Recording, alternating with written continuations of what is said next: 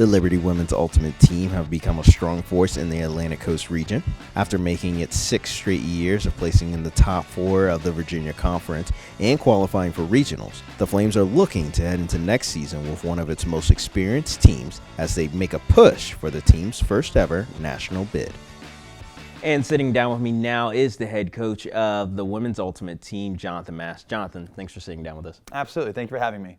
And Jonathan, after last season, making it another year where you guys qualify for regionals, actually your 6th consecutive season, which has been very impressive with your team. But talk a little bit about last season, because obviously not just making the regionals, but you guys had a lot of success throughout the year. Yeah, I'd be happy to. We had a great season. It was a rebuilding season for us. A couple years prior, we had graduated 10 out of our 16 girls on our roster, and so kind of started over from there, and the last couple of years have been rebuilding for us. But this past year, we focused on just developing the team, trying to build the program up, trying to increase the roster size, and we did that again. We got up to 20 girls on the roster, which is right about where we like to be, between 18 and 25 girls at all times, just because it helps with practicing and stuff. But we've usually capped it at 20. Team camaraderie was great. The girls our objective is always, at the end of the day, it's best for the program and best for the girls as well, the team, to have friendship and make it a family away from home. And that's what our objective is to use our sport as a medium to teach character and make it a family for the girls. And so that was our primary objective and always has been for the program. And so that happened very quickly, and I think that majorly contributed to our ability to take a very young team and have some success with it throughout the season and leading into the regular season in the spring semester of this past year for sectionals and regionals. And yeah, talk a little bit about the sustainability that you've been able to have with this program. I mean, ever since your inaugural season, you found a way not only to be in the top 4 of your conference, but now even also consistently going to regional. So talk a little bit about like just finding that sustainability with this program and really bringing stability to it. Well, I think the first thing for building sustainability was having a team culture, which is a little bit of what I just talked about with trying to have our 2 objectives of making the family be a team and a place of community, and then a place that they can learn character qualities that the girls can learn through sport and apply to life, not just teaching them to chase plastic, as we like to joke around. So that was a contributing factor to, I think, creating sustainability, because people bought into it, especially in a sport where it's hard to recruit people out of high school, and there's some universities have a major pull, for like all of North Carolina's have a major pull for the high school programs and stuff like that. And so we've recruited usually very raw talent who don't have experience in the sport. We're teaching them the rules, the terminology, the strategy, the fundamentals, and we're starting at ground one when we get a new recruit.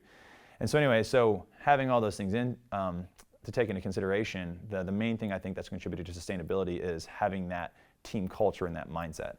And talking about your team culture, one of the things that you always preach is be faithful in the little things. So talk a little bit about like how that kind of came about for this program, because obviously it's something that's been huge for you throughout your time with the team, but even also with your former assistant coach, Kevin Habermas. He says he's implementing it with the men's team. So talk a little bit about that. Yeah, it's on our jerseys here.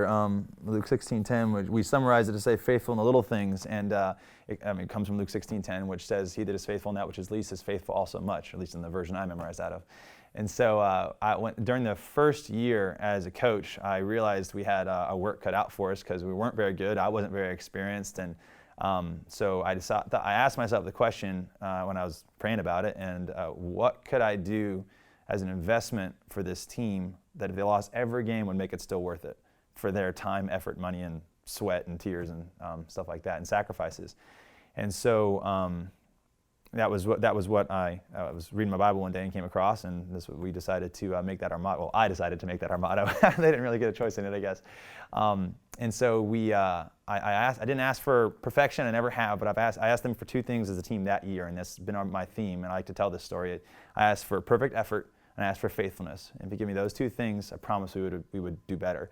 But that taught us a principle as a team, and that's what started our team culture, was that season, and all the seniors have passed that story down to each new incoming freshman.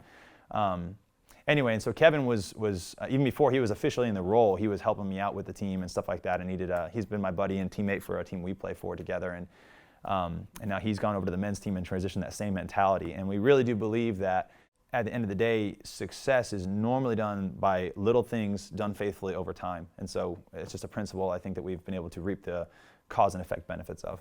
And yeah, we've seen a lot of cause and effect as we've touched about your success that you've had over the years. But now coming in next season, you have a very experienced group, because you just touched on a very young team that you had last year, now bringing back probably one of your largest rosters and one of your more experienced rosters. So kind of talk a little bit about like bringing back a fairly experienced group for next season for the first time since you coached. So yeah, we had 20 girls in the roster last year. We graduated 4, and we'll have 1 who's traveling overseas. All the rest so far are returning, and we've had a lot of interest for the team. So we'll actually be making cuts to our roster. We'll probably keep all our returners, obviously, but anyway, so it's a good thing. It's growth for the program, so it's a nice problem to have, I guess. But in terms of the experience of the team, what's nice this time around is that because we had to kind of start over the last couple of years, and the playing field is very level for our team. The depth isn't, well, let me rephrase that. The skill level is equal across the board from player 1 to 16, or at least closer in skill level. So what we're going to focus on is developing our program and trying to have well-developed players across the board. And I think it will take longer to get that way because it's easier to invest in 1 or 2 players. But in the long run, I think it will benefit our program and make us have a deeper bench, make us have a deeper roster, and increase our ability to work as a team. With an ultimate, they call it cutter continuation type offenses. That's what we're trying to focus on, and what the women's ultimate team is focusing on trying to build for this next year, and see how that works out. In the fall, we're going to George Mason University. They're hosting a tournament that is traditionally like 20 to 25 teams. And so we're going to split our team as our first stop in implementing the strategy is we're going to split our team to 2 teams and let the girls get a lot of experience and just a ton of touches and playing time from the most experienced to the least experienced. They're all going to play a lot. So we're trying to, and this is hard for me as a coach, but we're trying not to care too much about our record in the fall and just develop growth and keep our eye on the prize, and try to focus on, and in spring, bring us all together as one team again, and try to go from there. Well, perfect, Jonathan. Can't wait to see how you guys not only do in your preseason, but then gear up for the spring, and hopefully we'll see you guys not only make it to regionals for a 7th year in a row, but also get that first national bid. Well, I really hope so. Thank you so much for having me, and we're excited for the season.